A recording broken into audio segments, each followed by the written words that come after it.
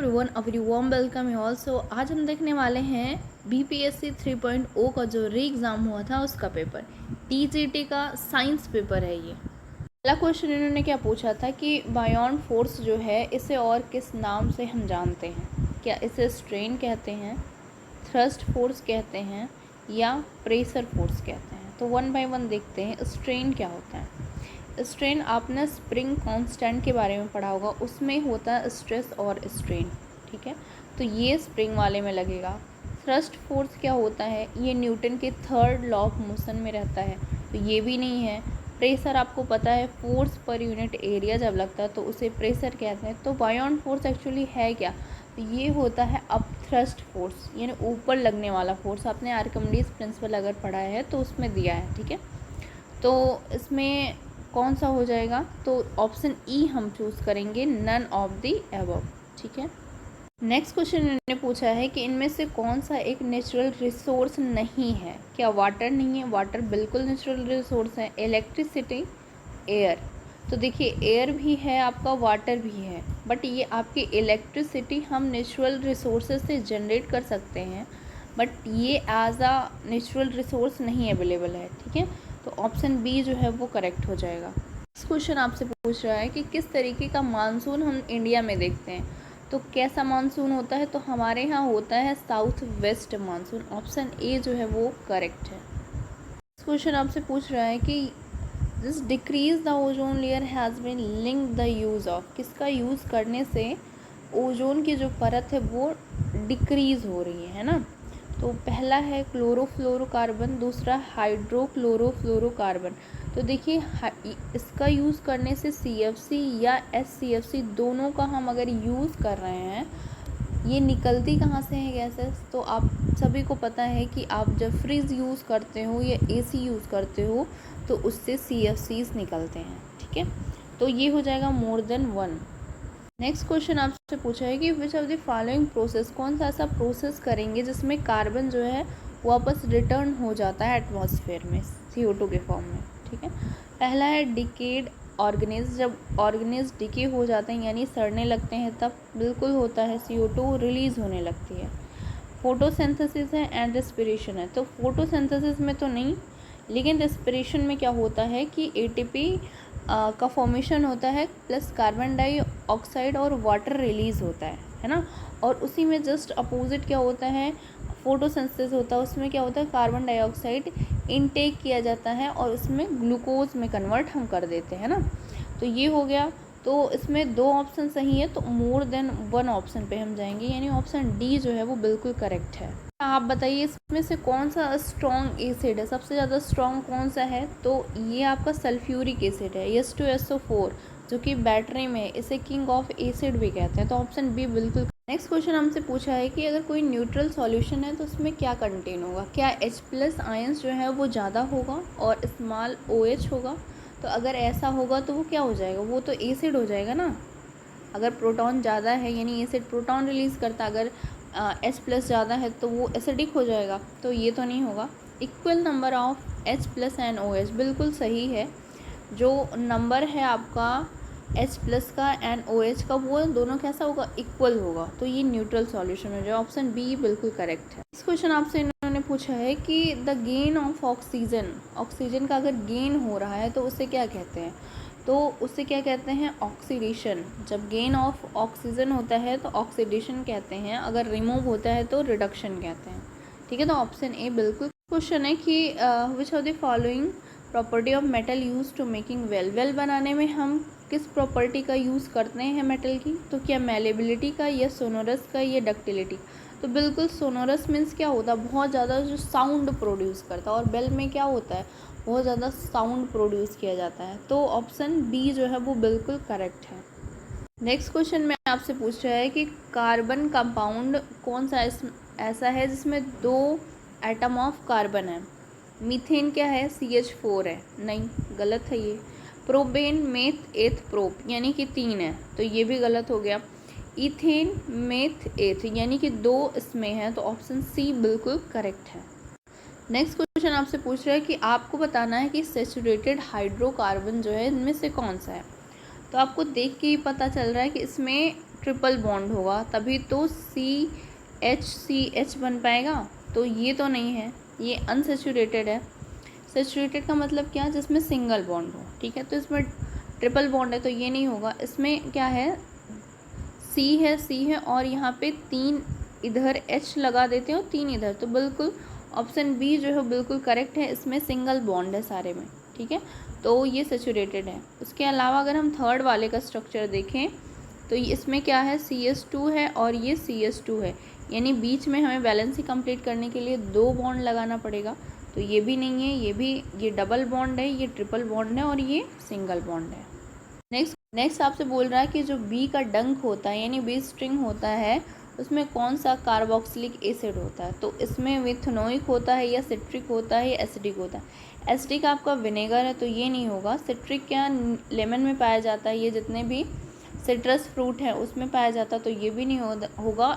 Option A जो है वो बिल्कुल करेक्ट है, यानी मिथनोइक एसिड जो है वो बी स्ट्रिंग में पाया। क्वेश्चन आपसे केमिस्ट्री से पूछा गया है कि लॉ ऑफ ऑक्टेटिव किसने प्रपोज किया था, तो अगर आपने पढ़ा पीरियोडिक टेबल तो आपको बहुत अच्छे से पता होगा किसने प्रपोज किया था। इसे न्यूलैंड ने प्रपोज किया था, जिन्होंने दिया था सारे गामा पा वाला वो पूरा सीक्वेंस दिया था, और उन्होंने बताया था जैसे इसमें जो एर्थ लेटर होता है वो रिपीट करता है, उसी तरीके से एलिमेंट भी एक के बाद एक रिपीट करते हैं, तो ऑप्शन सी बिल्कुल करेक्ट है। नेक्स्ट क्वेश्चन आपसे बोल रहा है कि मोस्ट रिएक्टिव एलिमेंट ग्रुप 17 का कौन सा है, इसमें से क्या ऑक्सीजन है, तो ऑक्सीजन तो उस ग्रुप का ही नहीं है, ठीक है।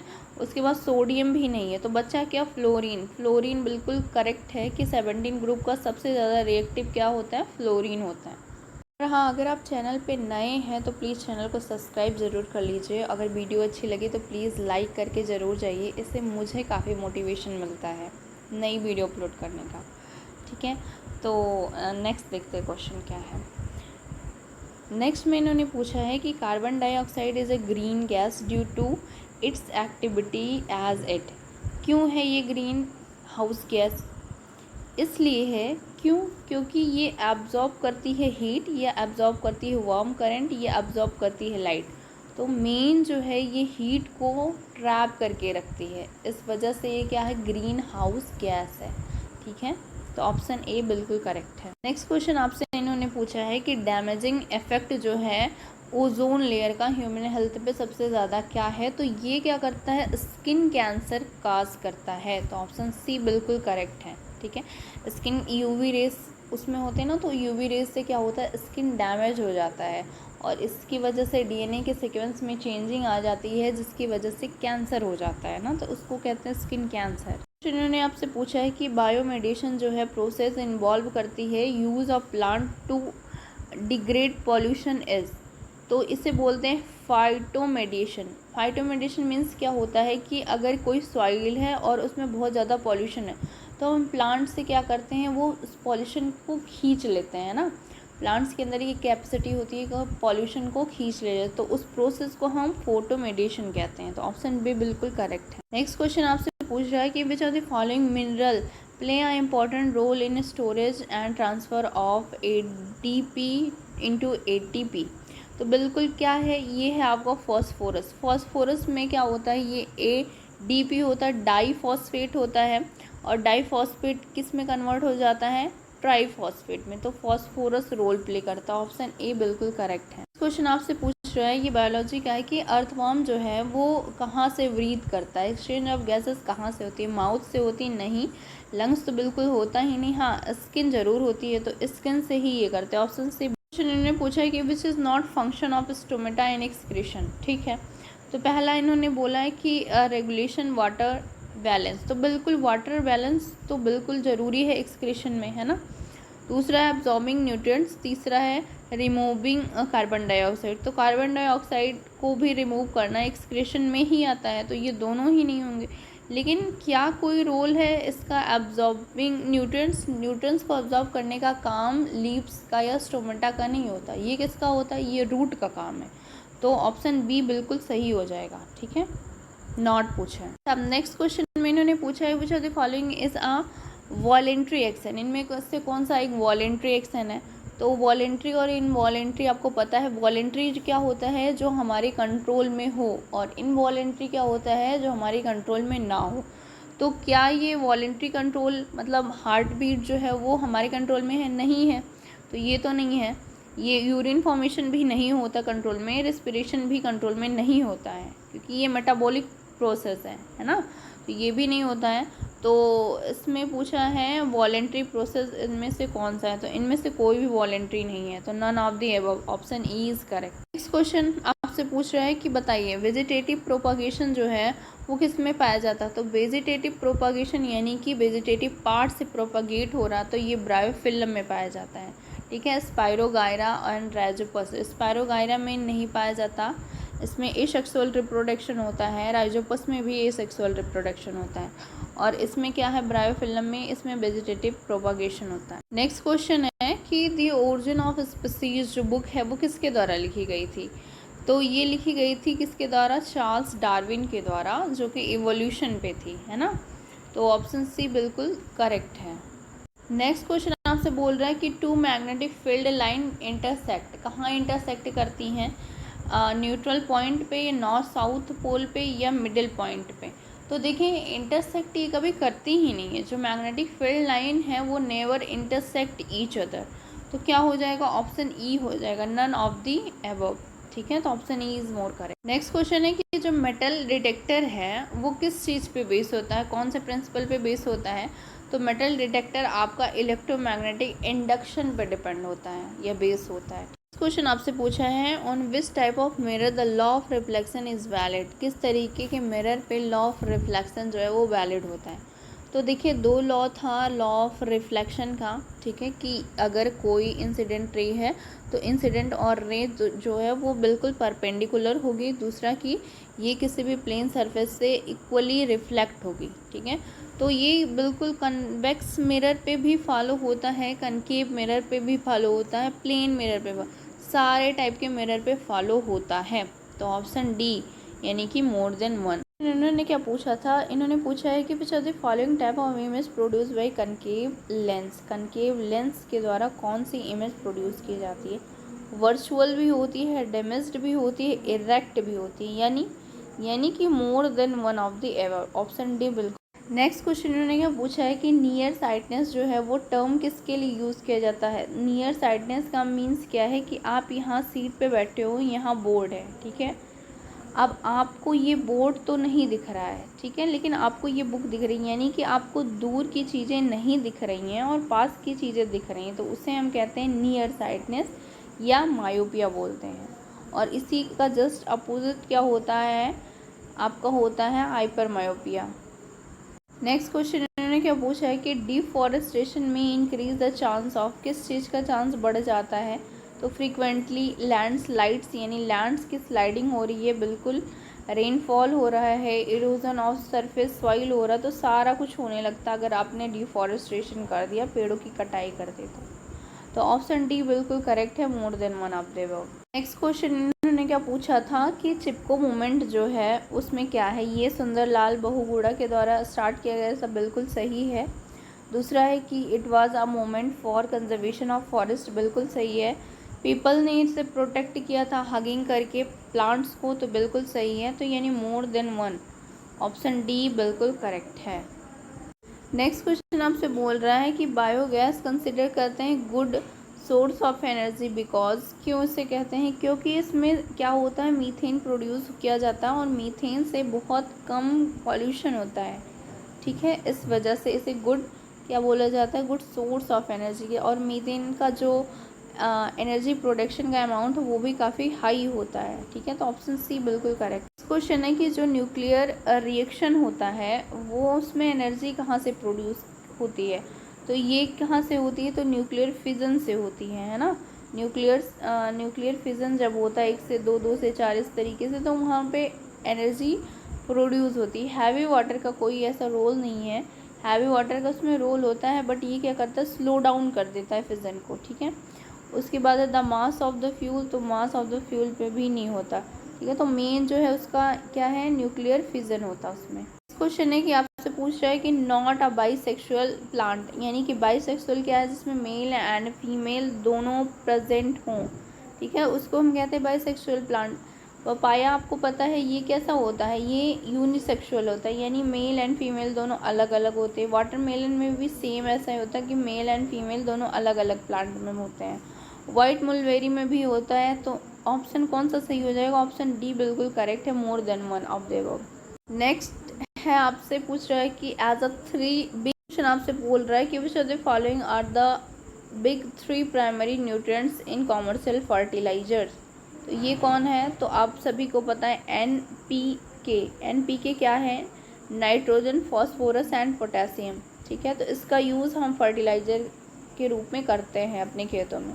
तो ऑप्शन ए बिल्कुल करेक्ट है। नेक्स्ट क्वेश्चन है कि अप्रोप्रिएट यूज़ कहाँ पे किया जाता है काऊ डंग का। तो काऊ डंग का यूज़ मैन्योर में भी करते हैं, फ्यूल में उतना अच्छा नहीं करते हैं, बट मुझे थोड़ा सा इसमें डाउट है, ये दोनों भी हो सकता है और एक भी हो सकता है, ये एग्जामिनर के ऊपर डिपेंड करता है ना, क्योंकि इसमें अप्रोप्रिएट लिख दिया है। तो मैन्योर में भी हम यूज़ कर सकते हैं, फ्यूल में भी यूज़ कर सकते हैं। आपको क्या करेक्ट लगता है प्लीज़ आप कमेंट करके ज़रूर मुझे बताइए, ठीक है।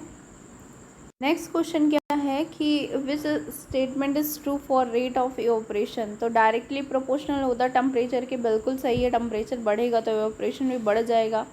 डायरेक्टली प्रोपोर्शनल है ह्यूमिडिटी के, बिल्कुल ह्यूमिडिटी के ऊपर भी डिपेंड होता है आपका इवोपरेशन। ह्यूमिडिटी अगर एटमॉस्फेयर में ज़्यादा है तो इवोपरेशन क्या होगा, ज़्यादा होने लगेगा। साथ ही ये डिपेंड करता है टेम्परेचर पे भी लिक्विड के, तो यानी कि मोर than one of the above.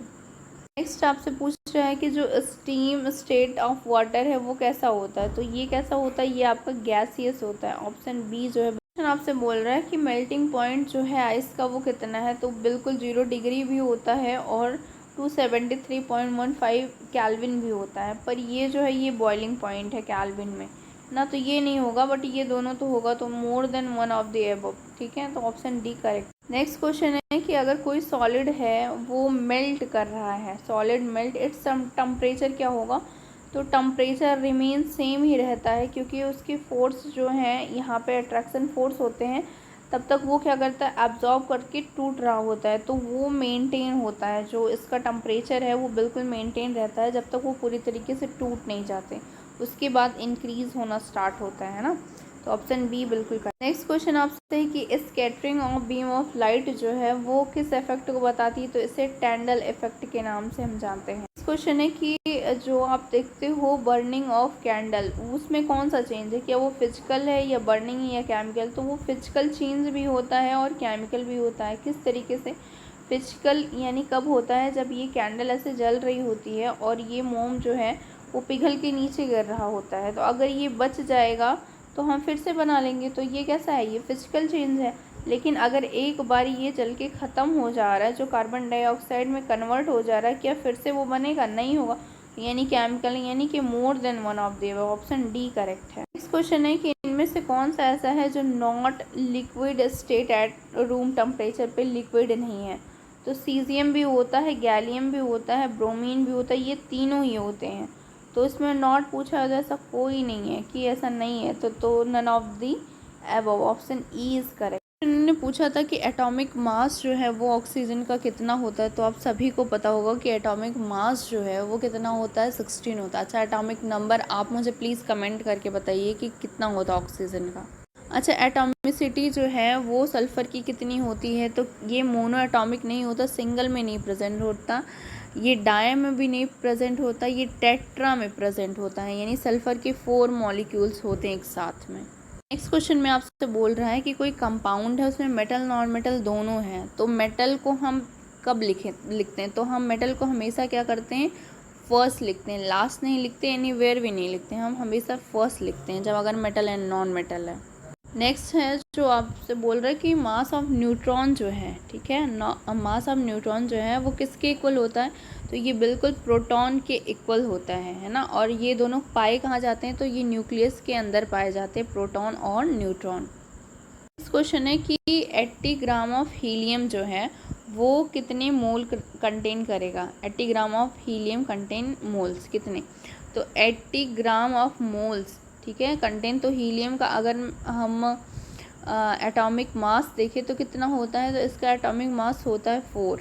ठीक है, तो ये कितना हो जाएगा, ये आपका हो जाएगा 20 मोल। ऑप्शन सी बिल्कुल करेक्ट है। नेक्स्ट है कि आपसे पूछ रहा है कि एक्सेप्शन बताइए लॉ ऑफ कांस्टेंट प्रोपोर्शन का। तो ये NO2 जो है, ये इसके बहुत सारे ऑक्साइड्स होते हैं जो बिल्कुल फॉलो नहीं करते लॉ ऑफ कांस्टेंट प्रोपोर्शन का। तो ऑप्शन सी बिल्कुल